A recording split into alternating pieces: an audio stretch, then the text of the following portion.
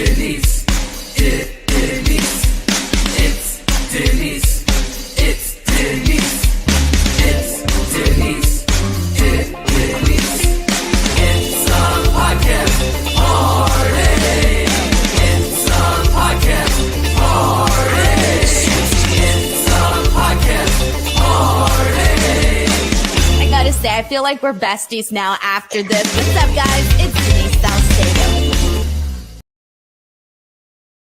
Hello there, everyone. It is Denise. Welcome to the show. It is February 1st. Today, we are going to be chatting about WWE NXT 2.0. We got a lot to get into here today. I actually thought this was a good show. There were a couple of interesting things, some interesting themes that we are getting across the board on the NXT product. But for the most part, I would say that today was a good show. It was entertaining. We got a lot of pretty good matches, as we're going to be seeing some new faces.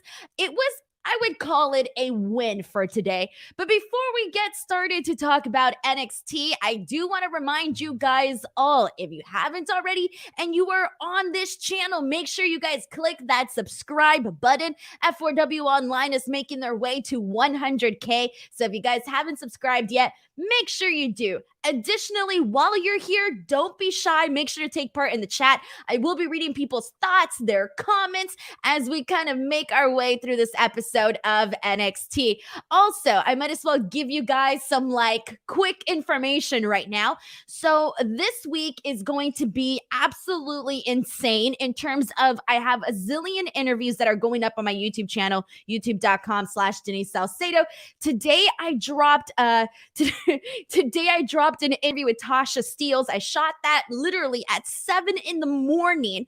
I was up to do an interview at 7 in the morning. That's the one thing about being on the West Coast, everybody. It kind of sucks because all the people pretty much live over on the East Coast. So I got to do East Coast times. But anyways, I got my Tasha Steelz interview up. We talk about the Ultimate X match. We talk about her upcoming match with Mickie James at No Surrender. So you can check that out.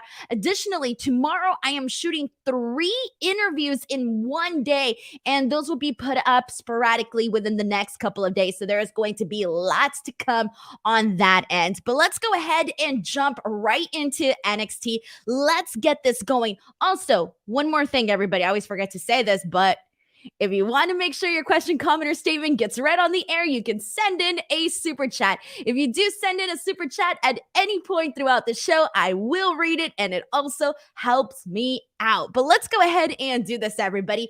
Let's kick it off. All right. So first and foremost, like I said, this was a good show of NXT. Here's the thing. I just want to say this right off the bat.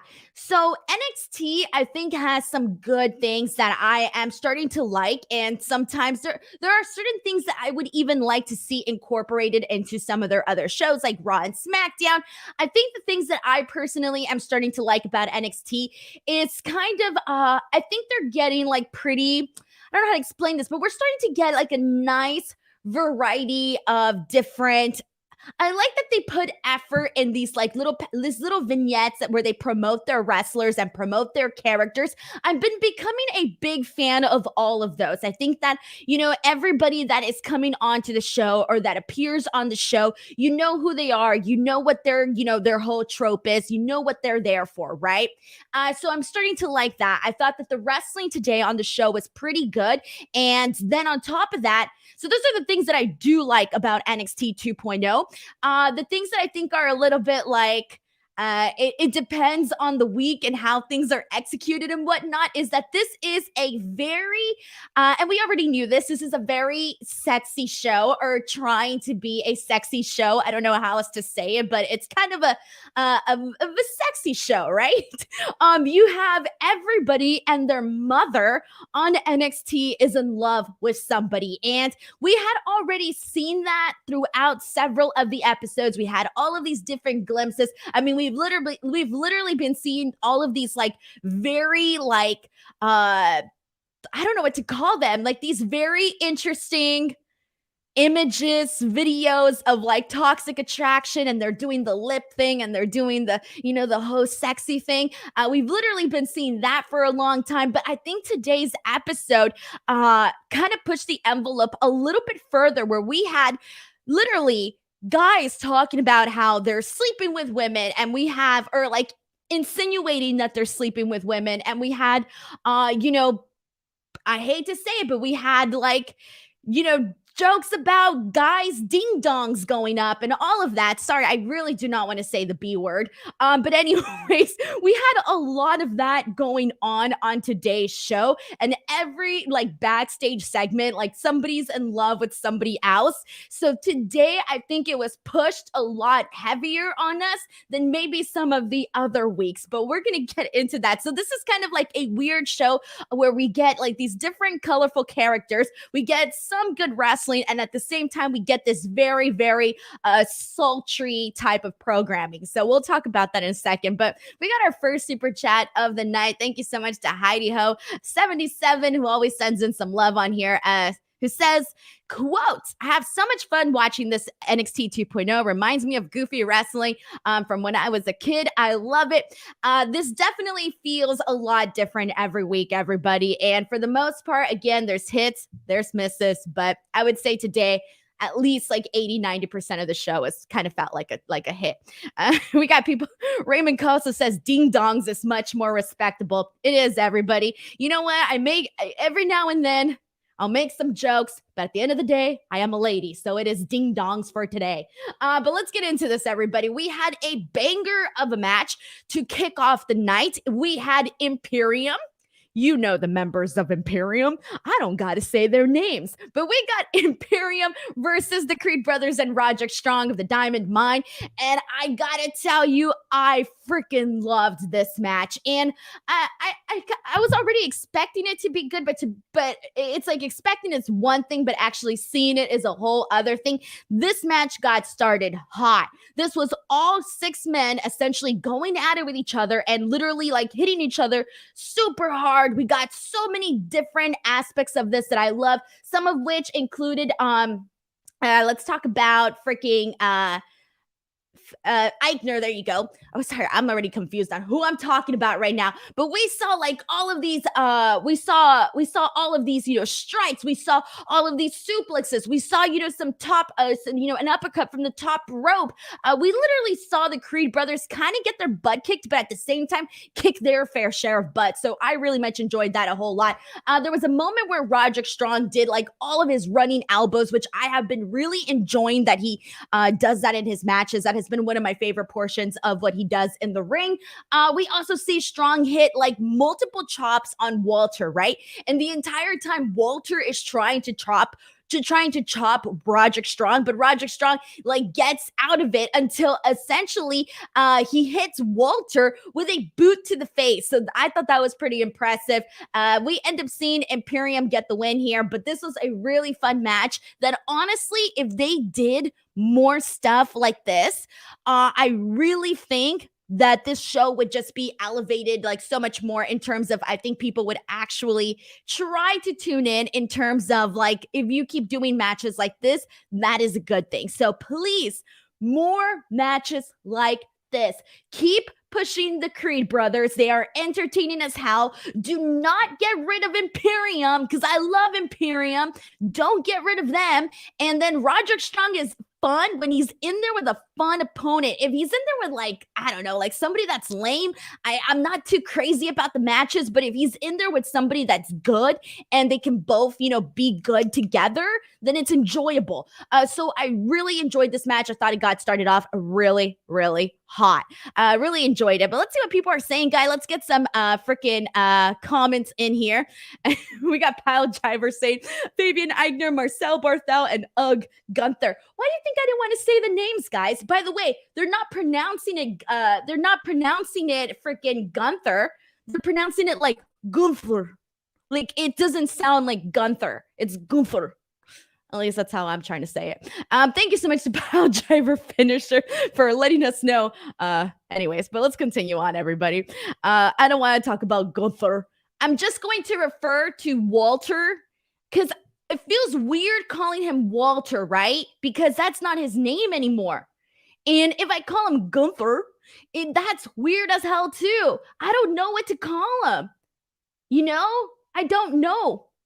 I'm just going to say Imperium. All right. We'll figure it out. Anyways, let's go ahead and continue on, everybody. So this was a really good matchup. If you did not watch NXT, go out of your way and actually watch this match. It was good enough to tune in. All right. Also, they make an announcement, and for some reason, I completely missed it, or I didn't realize it. I don't know if they announced this beforehand, but I didn't realize that the next 2 weeks of NXT are going to be on the Sci-Fi Channel. These shows, it's weird because they're usually like hit or miss.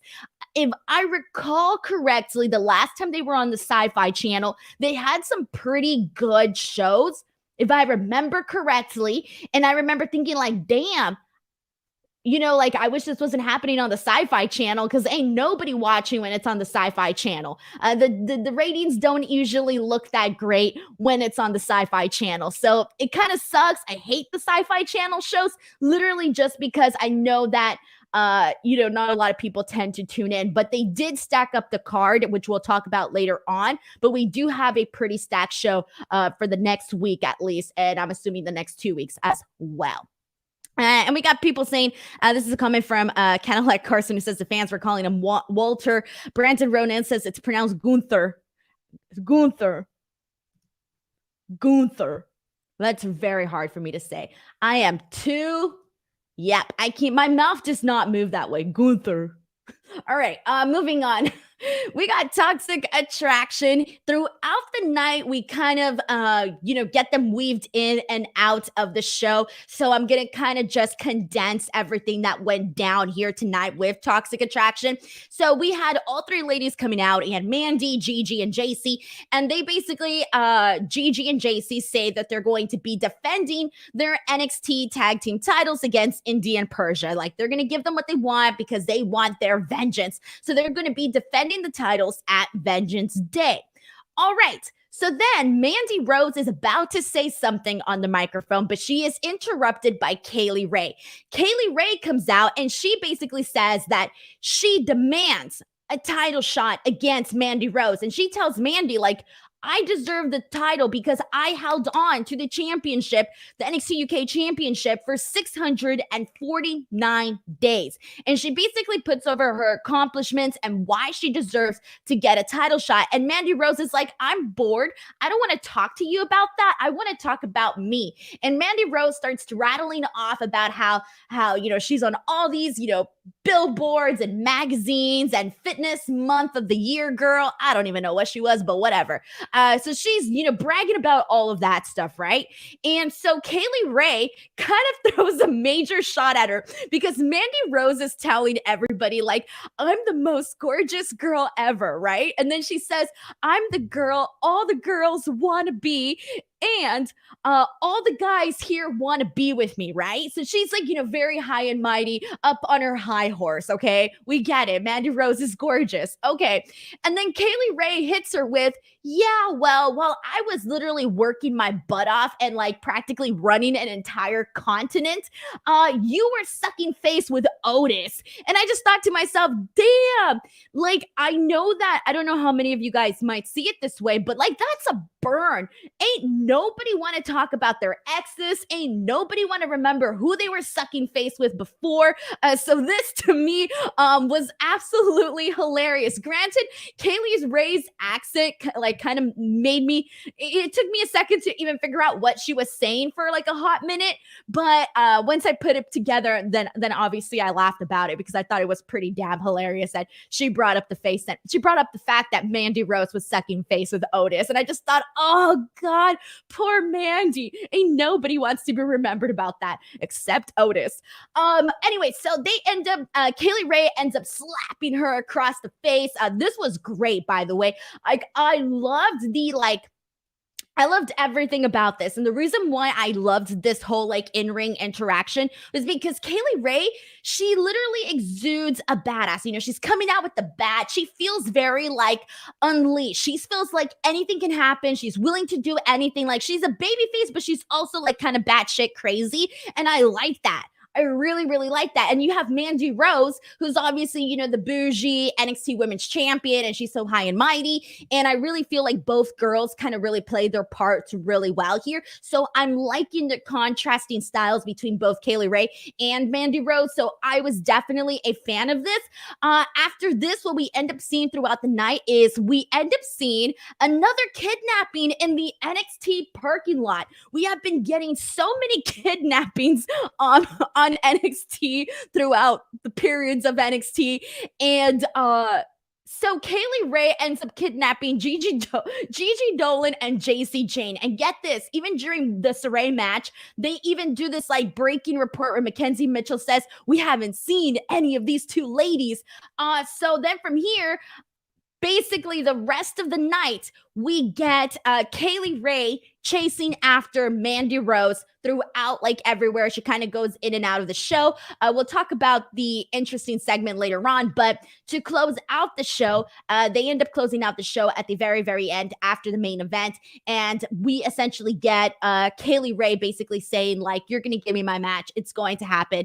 And she's threatening her with the bat. So Mandy Rose basically says, all right, fine. And so we're getting this match next week. I thought we would be getting it at Vengeance Day, but apparently it's going to be next week. So that's kind of the gist with Mandy Rose and Kaylee Ray. We'll talk about the other Mandy Rose situation later on, but I actually really like this.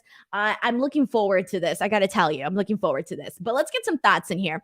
We got a super chat from Ike Moore. Thank you so much to Ike, who says, best part of the show this week was the Kaylee and Mandy show. There's something about a babyface just making the heels night a living hell that I love. It reminds me a little bit of Austin and Booker T. And thank you so much for reminding me, because I forgot to mention that there was a backstage segment where Kaylee Ray throws spaghetti on Mandy Rose's hair, and then she basically throws a cake in her. So poor Mandy's like all covered in food. She's a literal snack at this point. Thank you so much to Ike Moore for sending in this super chat. I really appreciate it. So let's go ahead and continue on, everybody. So after this, let's get into Raquel Gonzalez versus Cora Jade. Now, before I get into the actual match, so basically what's been happening here is that Cora Jade wants to team up with Raquel Gonzalez, okay? She wants to team up with her at the for the Women's NXT Dusty Cup Classic. But Raquel Gonzalez doesn't want to team up with her. So they ended up setting up this match between Raquel and Cora Jade. And so, first of all, I don't know if Raquel changed her hair or did her makeup differently. I don't know what, but she looked absolutely stunning, like extra stunning here tonight. I think it was her hair. I think she may have added highlights or something, but she looked amazing. So I need to point that out.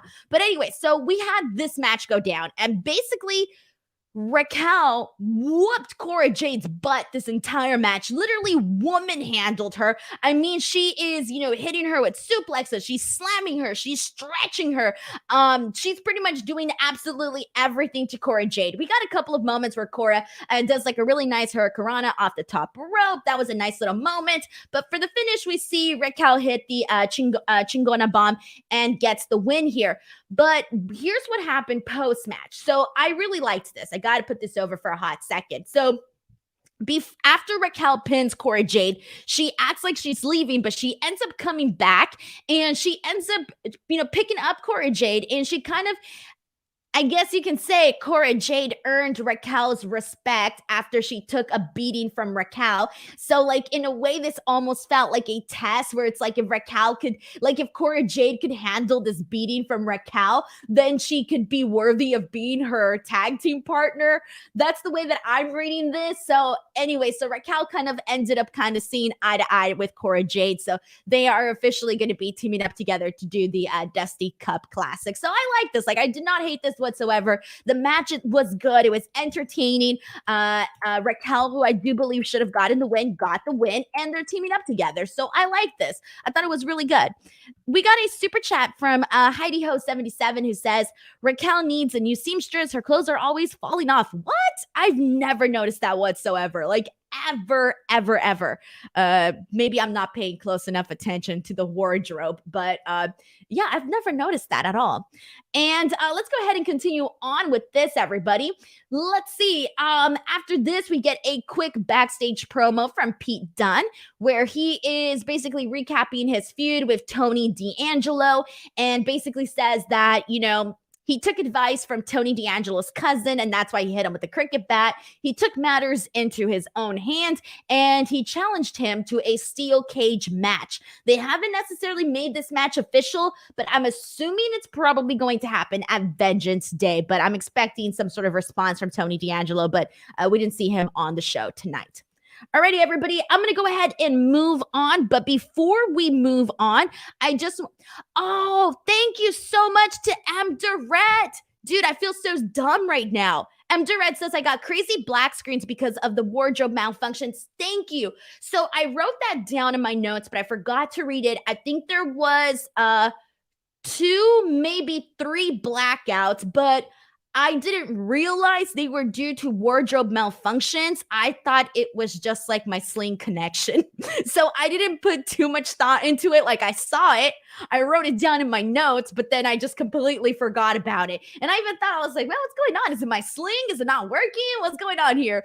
Because sometimes my sling does that, but it does that at the very end. Because when you go from the 1 hour to the next hour, it does like a glitch where it almost makes, so I always get a glitch at the end of every show that has like an overrun.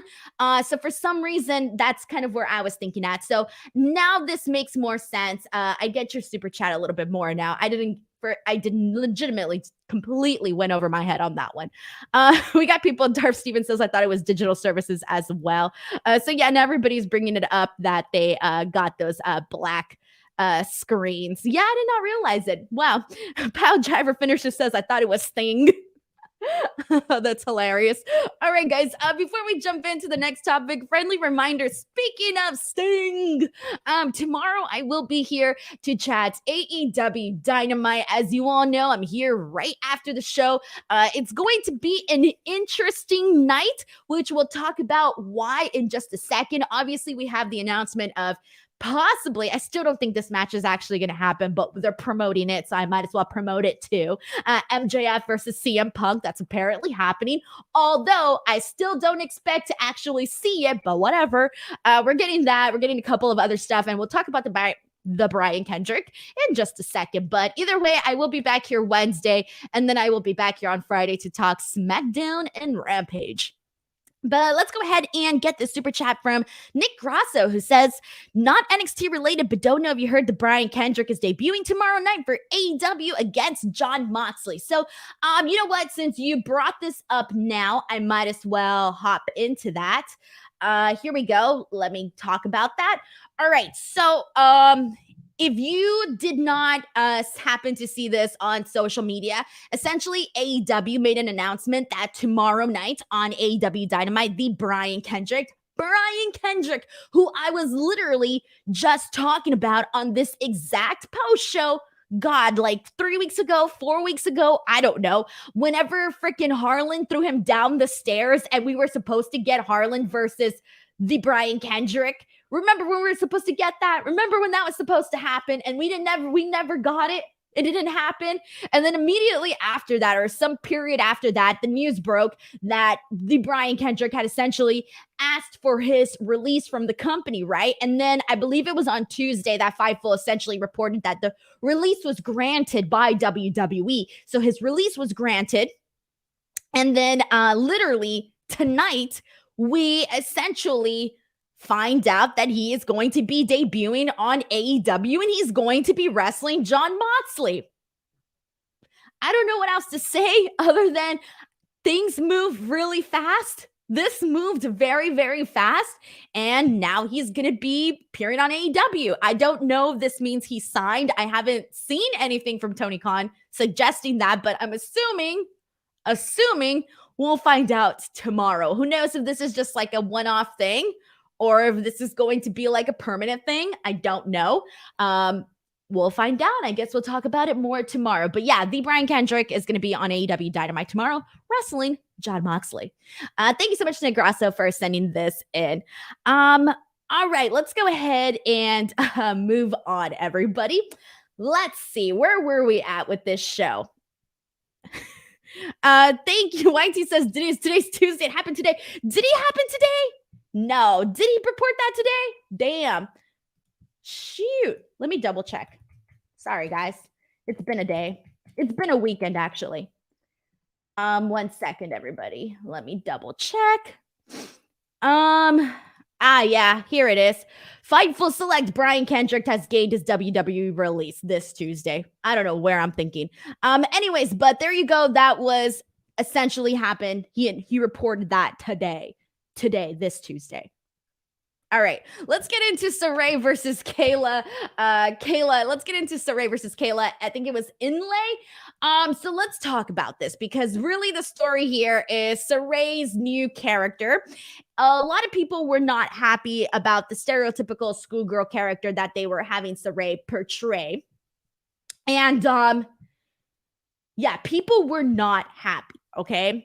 And so today they promoted the same little vignette that they showed last time where she has the little necklace and she's talking about how her grandmother gave it to her. And then they say she's going to have a match coming up next. So right before her match, you see her walking backstage and she's in the cute little schoolgirl outfit. And then she brings up the necklace and she does like this little thing where she looks at it. And I think she like even blew on it or something, but it seemed like she did something like with the necklace. Like it was like a little magic thing. I don't know. And then she ends up we get like this shot from behind of her where she walks through the entrance and you see like all of the smoke, but then we come back and we're getting the front forward version of Saray, and she is now in her gear. So she no longer has a schoolgirl outfit, but she is in her gear. So this screams very, very, I watched enough Sailor Moon episodes in my day to know that this is very, very Sailor Moon-esque. You know, you guys remember when she had the little, excuse me, I did not mean to do that. When she had the little wand and she does the little change and, you know, in the name of the moon and all of this nonsense. I love Sailor Moon. So I will tell you that I did not hate this entrance. I didn't hate it. Like, sue me. I did not hate it. I kind of liked it, but it was kind of cool where she goes from one wardrobe to another wardrobe. And I'm like, all right, I get it. I'm not super crazy about like the addition of the little necklace because it feels too childish to me at that point. If you got to incorporate the little toy to essentially make this happen. But then again, Sailor Moon had a wand. She also had a necklace too, if I remember correctly. I have not watched Sailor Moon in years, but I know that I love Sailor Moon. But anyways, people are still not crazy about this gimmick, but we'll see what happens. I mean, as long as I'm just glad that she's not wrestling in this little schoolgirl outfit. I think that would have been just a little bit too much. But this is a very quick match. She essentially, you know, stomps the midsection of Kayla. She does the drop kick to the face of Kayla, and she ends up getting the win here. So there pretty much isn't much else to say other than that, really. But let's go ahead and see what people are saying too. And someone brings up that she changed her hair color to, she has like I think she had like gray and maybe like two other colors on the side. I think it was like pink or something along those lines. I got people putting up their favorite Sailor Scouts, Sailor Jupiter, Sailor Venus, Sailor Mars. Oh wait, Sailor Jupiter. Da-na-na-na-na-na-na-na. She is the one named Sailor Moon. She will never turn her back on her friends. She is always there to defend. Da-na-na-na. I forgot the rest of the words. I was super in love with Tuxedo Man back in the day. Like little girl Denise was wild about Tuxedo Man. Like that was my dream man right there. Tuxedo Man, that was my dream man. Throwing that out there. Let's go ahead and continue on, everybody. So after this, we got Duke Hudson. We got a little vignette for him. He's basically recaps his time in NXT, talks about how he was essentially addicted to doing the poker stuff. So kind of, he didn't mean to, like, I don't know if he's alluding that he had like some sort of gambling addiction. I don't know if that's what we were supposed to get from this, because then he says like, I am now only addicted to causing pain. So he's now only addicted to causing pain, and he's no longer going to try to get lucky. He's going to make his own luck. And thank God they got rid of that poker stuff. Like, so happy about that. I love this version of Duke Hudson a million times more. Really. Really. What did I say? Someone said tuxedo mask. I said tuxedo mask. Did I not? Did I not say tuxedo mask? What did I say? Did I not say tuxedo mask? All right, well, I hope I said tuxedo mask. What did I say? Oh, man. All right, I'm moving on. I forget very quickly. All right, let's get into Carmelo Hayes and Trick Williams. Thank you. Someone said I said tuxedo man. Oh, God. It's been years since I watched Sailor Moon. Years. Well, anyways, Tuxedo Mask was the man that I was in love with back in the day. Doesn't change it. Anyways, let's continue on. Carmelo Hayes and Trick Williams. Sorry, I can't move on from this anymore. I'm just replaying everything over and over in my head now. I'm like remembering, like now I just have a bunch of scenes of Sailor Moon that I remember flashing in my brain right now. Like my favorite episode, and God, I have like such a terrible memory of this, but was the one where Tuxedo Mask essentially kind of like forgot who she was or forgot their relationship. And then she's like, you have to remember me. You have to remember me. She's getting all emotional. And I think she shows him the locket or something. And like, he's literally like, I think he's even about to kill her or something. And she's like, you have to remember me. Oh man, that episode killed me as a kid. Killed me. So anyways, yes, Sailor Moon has officially broken me right now. All right, let's go ahead and continue on. Carmelo Hayes and Trick Williams. They've been waiting forever for me to talk about this. So here we go. Let's talk a little bit more about some of the innuendos for today, because we got a pretty interesting innuendo here. So Carmelo Hayes says, he's addressing Cameron Grimes, and he basically says, I've been working harder. I've been spending more time in the gym. I've been spending more time in the ring. And then he says, I've been spending more time with Ollie J. And he does, the thing with the body. And he basically insinuates that he's been with Ollie J. So make that for what you will. Like I said, this is a sexier version of NXT 2.0. Anyways, Cameron Grimes comes out and he makes fun of Carmelo's hair. And Lord, I don't know. I'm starting to think they're writing the show for me. That's it. This segment, Cameron Grimes, was written for me because he brings up the SpongeBob jokes. If you do not follow me on Twitter, you know that I'm always posting SpongeBob memes, all right? I'm literally a top fan on Facebook for the SpongeBob memes page. My phone has a bunch of SpongeBob memes saved, and I've been wanting to post them on Twitter, but I'm like, okay, Denise, one every now and then, and that's all you get to post. I literally bombarded Sean one day with I think I tagged him in 40 SpongeBob memes just to mess with him. But either way, I love SpongeBob memes. I'm a top fan on Facebook.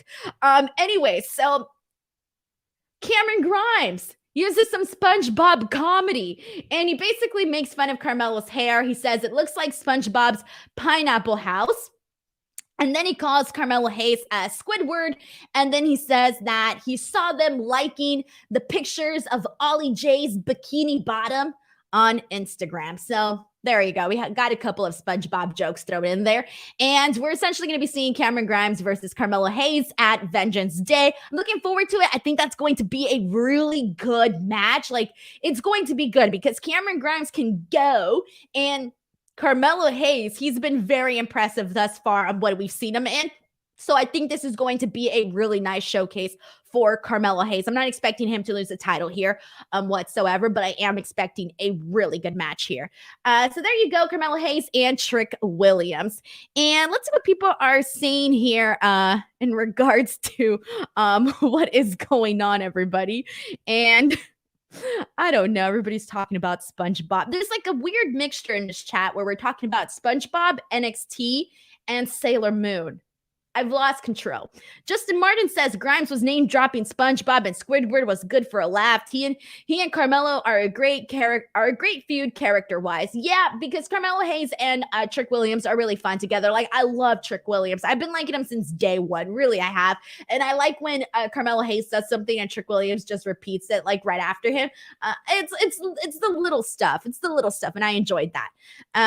All right, so let's go ahead and move on to the biggest segment of Inuit, the biggest sort of, okay, I just got to get into this. All right, so we have Malik Blade and Idris Enofi who are backstage, and they're, talking about Mandy Rose and, oh, how she's so hot and they want to date her and all of this, right? So they're crushing on Mandy Rose. And Idris tells Malik, he basically says, like, what would you say to Mandy Rose if she was here right now? So he starts closing his eyes and he's putting his hands out. He's talking about Mandy Rose and how he wants to be with her. And as I mentioned earlier, throughout the show, we were seeing Kaylee Ray essentially chase Mandy Rose. And so Kaylee Ray chases Mandy Rose into the arms of freaking Malik. And so Malik is there with his eyes closed and his hands out. And then all of a sudden, Mandy Rose just falls from the heavens right into his arms. And every man is super jealous of him because he gets to be with Mandy Rose. And Mandy Rose is like running away from Kaylee Ray. She has no idea that these guys were even talking about her. And so she gets up when Kaylee Ray enters with the bat. Mandy Rose runs away. And then Idris basically says, like, let's go follow them. Like, come on. And Malik is like, I need a minute. And he's like, what? He's like, I need a minute. And basically insinuating, you know what? Yeah. And then right afterwards, we had Wade Barrett on commentary saying that the competition for people wanting to date Mandy Rose is stiffening up. And no, ladies and gentlemen, this is not a Blue Chew promo. This was a real segment on NXT. I posted this on Twitter and I kind of had like mixed reactions. I saw some people that were like, ha ha, this is funny. And I saw some people that were like, oh God, this was so childish, so lame. I get what they were going for. To me, it felt a little bit like, I don't know why, but it kind of felt a little bit unexpected, which is really dumb to say because we've been, like I said, seeing this sexy NXT, but I still wasn't expecting to get this innuendo of, hey, this guy got hard because Mandy Rose, was essentially on his lap. So that for me, I'm like, I just kind of had like this what moment. Like, I didn't love it, but I did ha. Like, I did let out a little LOL there. So I'm not going to say I hated this either. I was indifferent towards it. I was more so just kind of taken by surprise that this is where we were going with this, which really I should not be surprised anymore at this point. We literally had, I think, was it Johnny Gargano or Dexter Lumis? One of them, I think it was Dexter Lumis, holding up condoms at one point during the show. So it's like that, y'all. It's like that. But let's go ahead and get some comments in here. We got people basically saying that this was comedy gold and that it was very funny. And Brandon Rosen says, I think Malik Blade needed some alone time. He needed a pillow or something, man. He needed to cover that up. But anyway, so that's what we got there with this whole Mandy Rose is driving the boys nuts backstage, apparently, on NXT. All right, let's see. After this, we got Joe Gacy versus Ellie Knight. So I don't really care about this, to be honest. Like, this match and probably one other match that we're going to talk about were really the things that I did not care for in the show.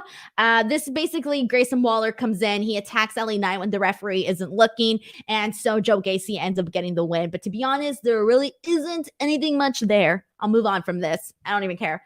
All right, let's see what we got here. We talked about the Brian Kendrick stuff. All right, cool. Let's get into Wendy Chu versus Amari Miller.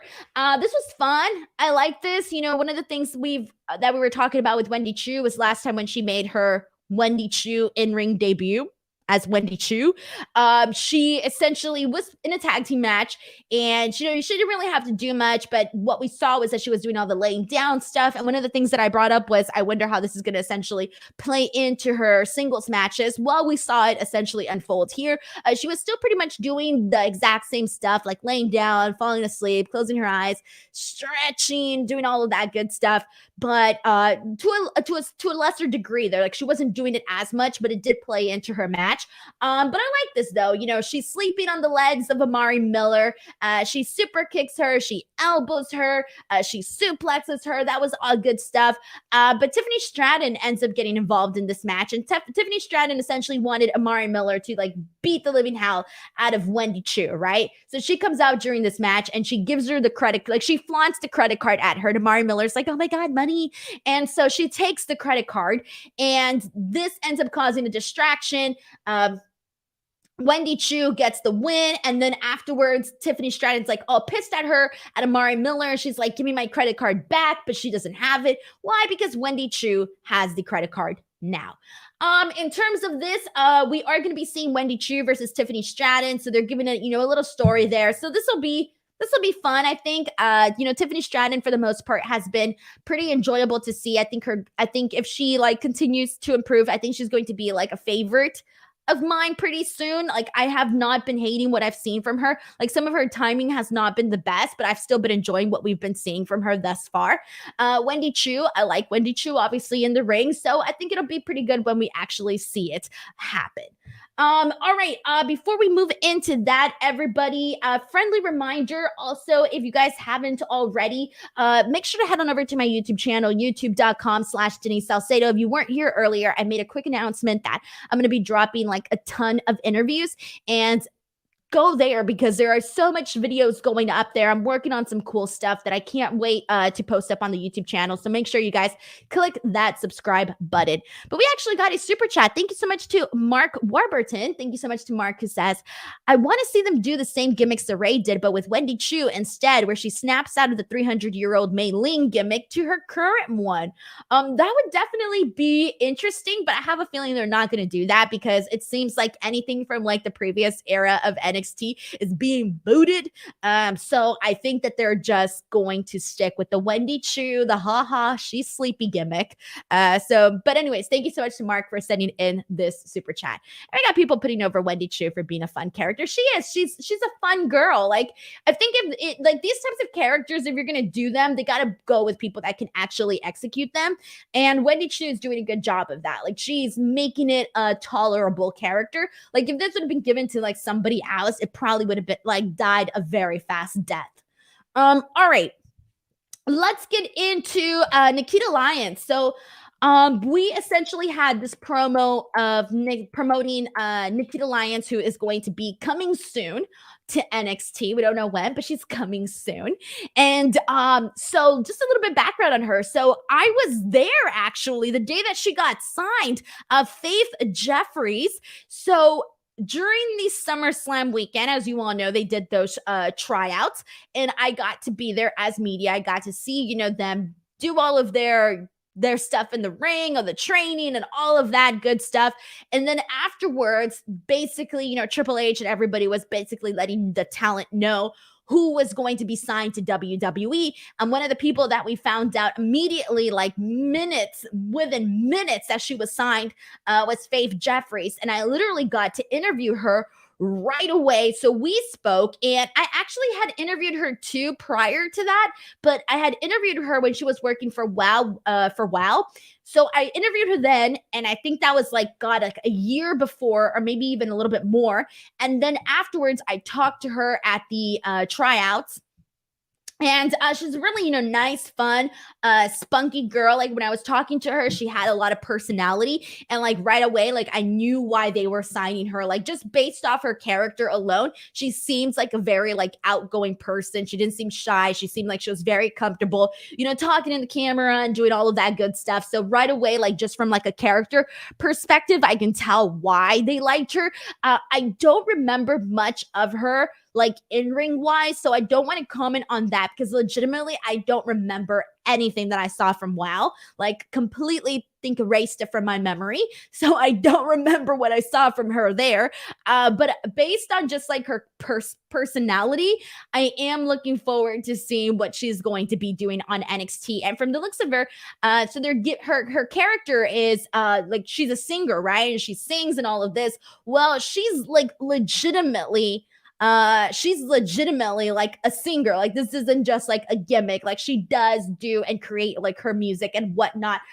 She has like a very diverse background where she not only did like mixed martial arts and all of that and kickboxing and pro wrestling and all of that good stuff, but on top of that, she did a lot of dancing. Like she has a background in ballet and jazz and all of that good stuff. And then she does like write and produce her own original music. So it is going to be cool to kind of see that come to life here for her. Apparently she was, and I got all these fun facts, by the way. Apparently she was like she was dance captain. She was on the choir team, all of that good stuff. This is from her IMDb profile, everybody. She was voted prom queen and most likely to win a Grammy. Throwing that out there. Read that on her IMDb. Thought it was interesting. Putting it up here. All right, let's go ahead and oh no, Cadillac Carson says she's the reincarnation of Elias. Now we need to know what happened to her. Oh dear. I didn't even think about that. I completely forgot about Elias. Completely forgot about him because he's dead. Jesus. He could come out as her mentor. I mean, that would be terrible. Well, I mean, I don't know if that would be terrible. Would that be terrible? I mean, at this point, we haven't seen Elias at all. He could come out as her mentor and be like, yeah, here's some tips to write some music. I have no idea. I'm just throwing stuff out there. Legitimately just throwing stuff out there.